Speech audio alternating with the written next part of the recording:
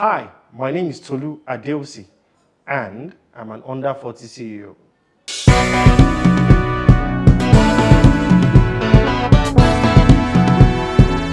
African Renaissance.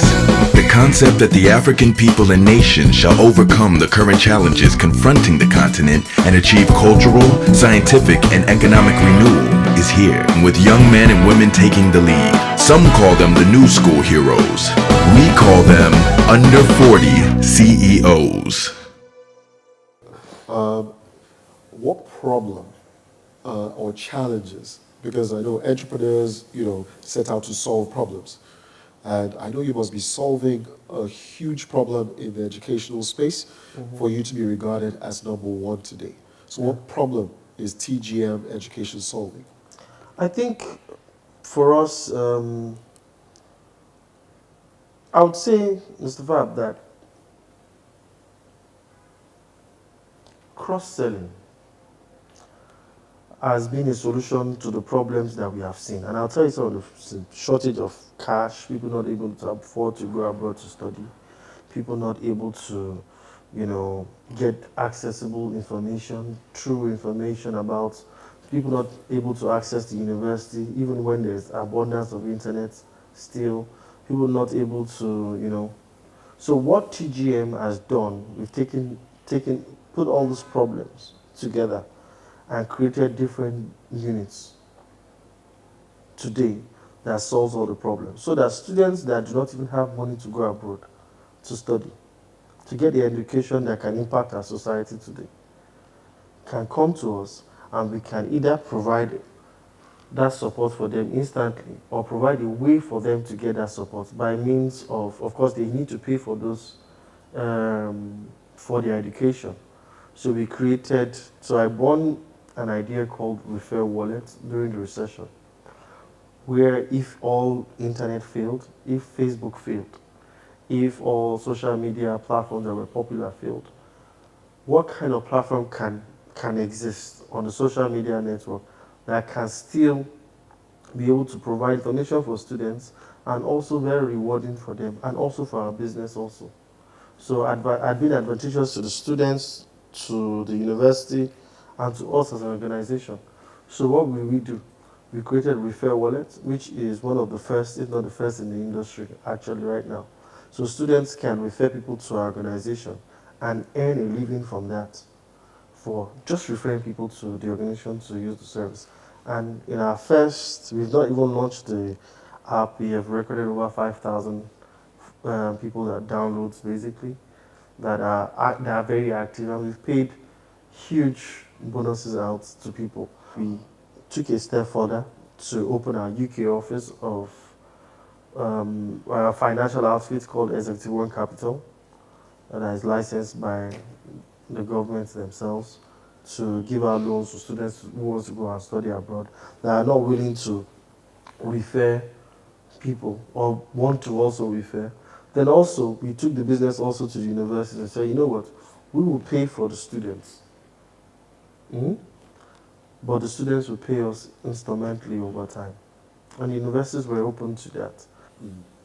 So this idea of financing International studies. international studies is it still operating under TGM or is that Capital One? Yeah, Executive Capital One, yes. Okay. So it's under Executive Capital One.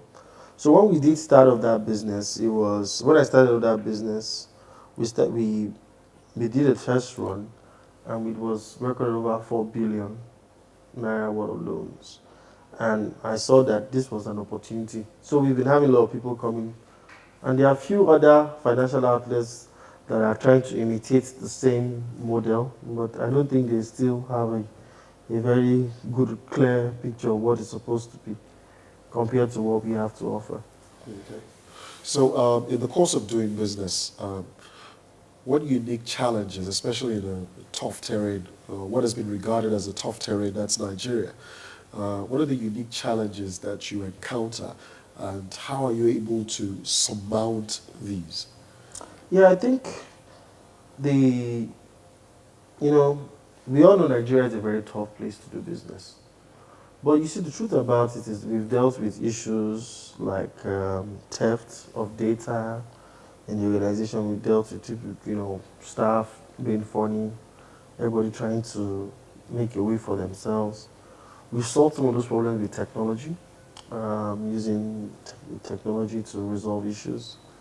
Um, then, of course, mostly I've looked into maximizing the cross-selling opportunities around every sector that I've been in, because apart from the educational sector, TGM also we also have investments in the hospitality industry.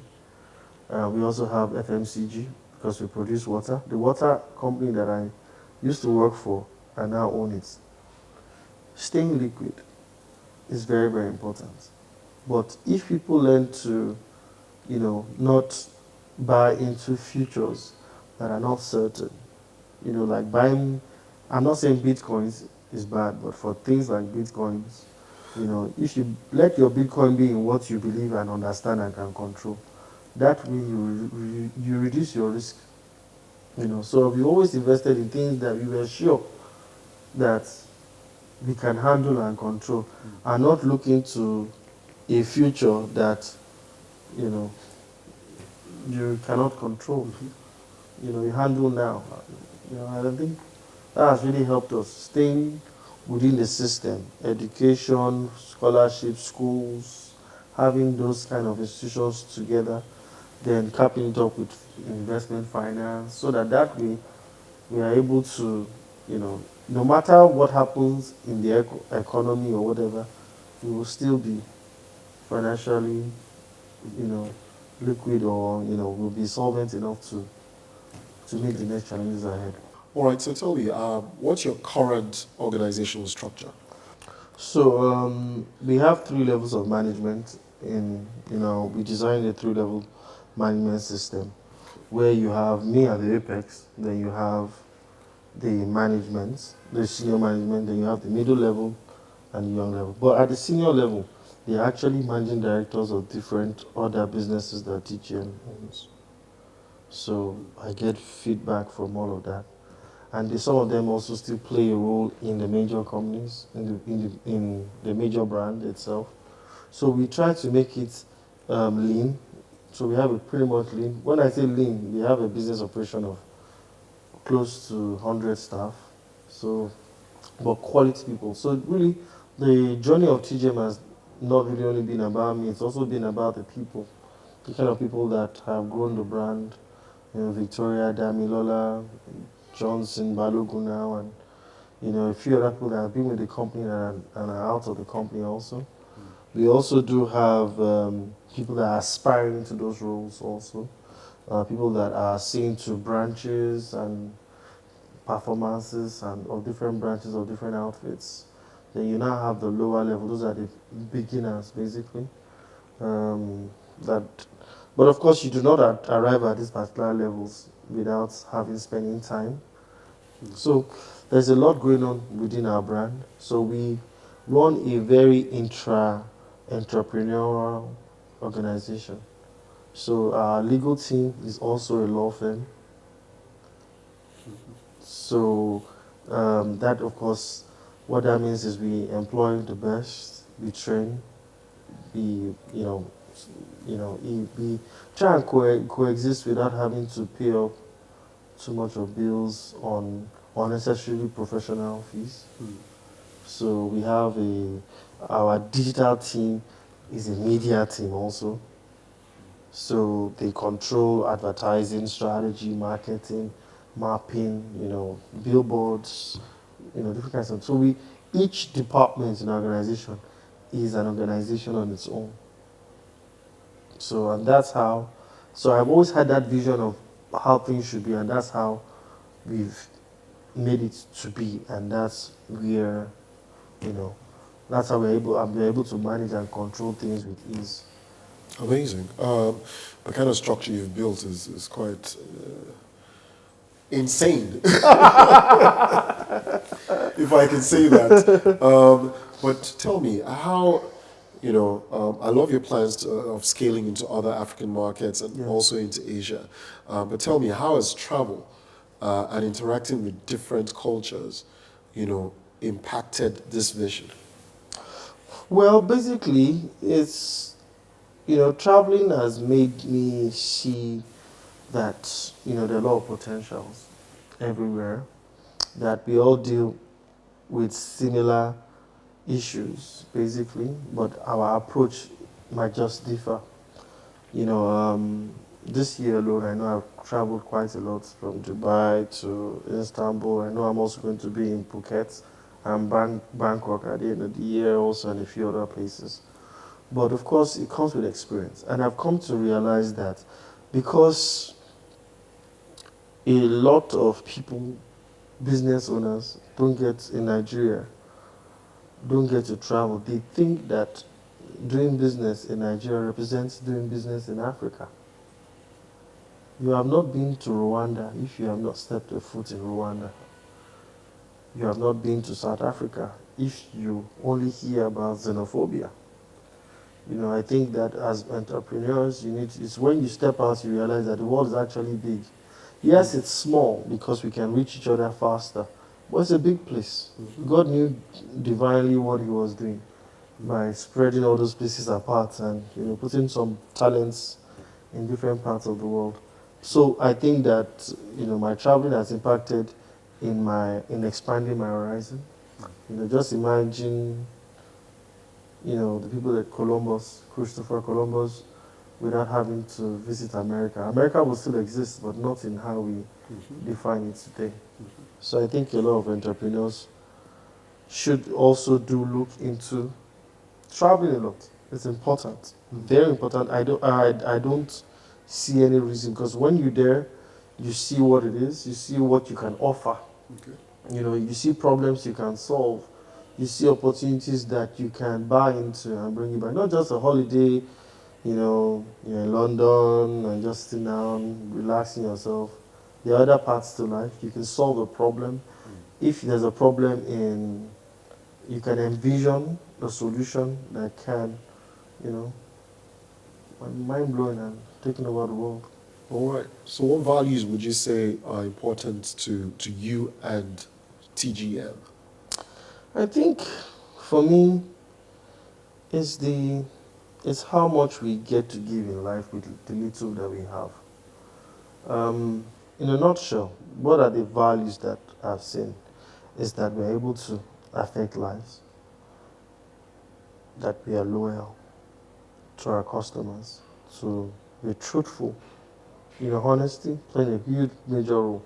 Then, most importantly, what I hold dear to me is our belief that Africa can be better, that Nigeria can be better represented. All right. So tell me, how would you describe your leadership style? I think I would always say that my staff are usually in the best place to say that. My leadership style is pretty much of an open door policy, and that's I bring I let my people, because I call my staff my people, bring the issues to the table. Even right, if I'm even having an international meeting, I still want you to bring the issues to the table. If you think it's urgent enough for me to pause that meeting and help you solve that problem. I think that because my leadership style is pretty much balancing between an X and a Y, where, I believe people can work independently if you empower them. All right. So you've been talking about your people, your staff. What are your observations, as it pertains to the quality of talent that you find in Nigeria, and how has this affected you? I mean, you mentioned training and hiring over 100 people at the moment, but what are your observations in terms of the quality of talent you can find in Nigeria, and how do you typically hire? Well, basically, what I've observed is that the performance of any business organization, if you're not careful, can be determined by where you hire from. The Nigerian university system pretty much where we get, or in higher institution system, some universities are able to provide to some good limits where we can work on from, like University of Lagos, Covenant, Babcock, just to name a few. Ibadan, Ife, maybe Uzaria. But one thing I found that is that even at that, the Nigerian graduates, basically, some of them are much in a hurry to success. So that has even led us as an organization to want to expand into where they are migrating to, so that we do not lose out on talents and opportunities. So that our staffs that are going abroad to go and study or whatever they want to do can still be a part of the organization even there. And I think going with the times, carrying the students, the young graduates along in this journey, you know, like, your program does actually, everywhere, everybody's talking about. Thank you. So what would you say is the biggest, letdown that you've experienced in business so far? I think it's the banking system. I think the Nigerian banking system is a money-making scheme for some certain individuals. I think that they do not understand most of the potentials that they have.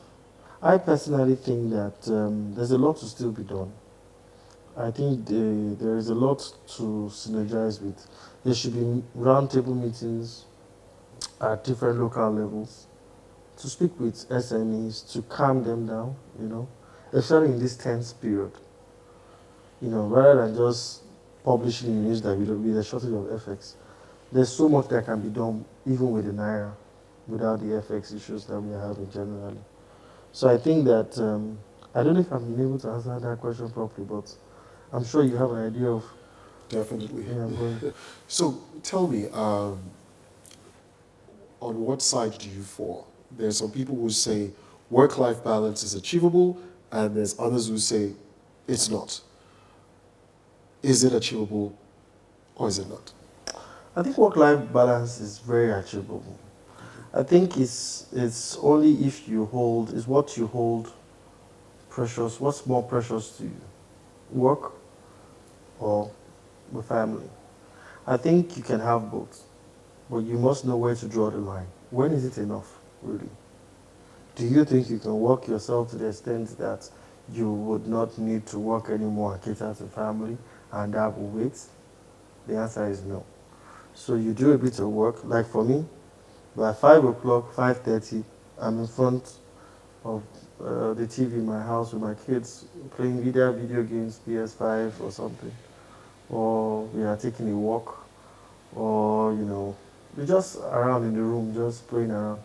And I try my best not to pick up work phone, pick up the lines at that time.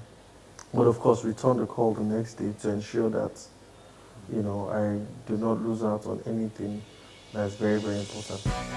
A hustler through and through, Tolu has shown that it doesn't matter where you come from or the circumstances that surrounded you growing up. Your choice to hustle and do things the right way ultimately guide your path to success. Now it's time for some quick fire questions. All right, so I have a few quick fire questions for you, Tolu. What do you love to eat? I like my vegetable soup, and with eba, or treated with eba and amala. All right. How would you describe your fashion style? I think it's very, very modest. What are your favorite fashion brands to wear? So I like wearing things like, I like high-end things really. I like good stuff like from Ferragamo to Gucci to, then for Nigerian fashion, I like TLR, Tolu, I like Scott also. So what other CEOs do you look up to? The ones that make things happen. A CEO like, I like Elon Musk a lot. Your favorite car to drive? Well, I like a G-Wagon. All right. Your favorite travel destination? Phuket, Thailand. All right. Your favorite book of all time? I think it's Parable of the Dollars by Pastor Samadhi. What book are you reading right now? I'm reading From Good to Great. All right. Lastly, I'd like to know, Tolu, what makes you happy? Family. Family. Happy family. Coming back home, seeing my kids, my wife happy to a movie. Pretend it's movie nights. All this kind of thing. I think that's what makes me happy. And also, what also makes me happy is to see the lives that I've touched and affected, well, one way or the other, through either scholarships or whatever I've been able to do in the organization. All right. Thank you for coming on. I look forward to seeing you, Tolu. Thank you very much. Thank you very much for the time. Hi, my name is Tolu Adeusi, and you too can be an under 40 CEO.